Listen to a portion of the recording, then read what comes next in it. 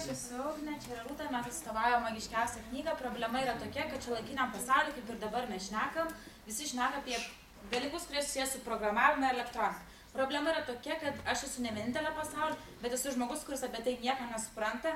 Kodėl nesuprantu? Nes man tai niekada nebuvo įdomu ir niekas nesugebėjo manęs tuo sudominti. Taigi mes norim spręsti tą problemą ir sumažinti tokių žmonių kaip aš, kurie nieko nesuvokia apie programavimą ir elektroniką, bei kitų mano kolegų, kad visi susidomėtų programavimu ir ateityje galbūt kažko daugiau pasidomėtų ne profesionaliam lygmenį, bet jau minimaliam. Taigi mes kuriam knygą jaunimui, paaugliams maždaug 12-13 metų plus, kuomet jų kognityvinė sistema suformuoja taip, kad galėtų gerai apdoroti informaciją.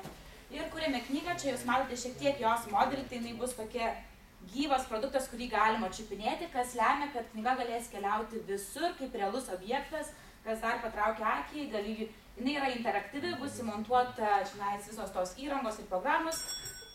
Baigėsiu minutę.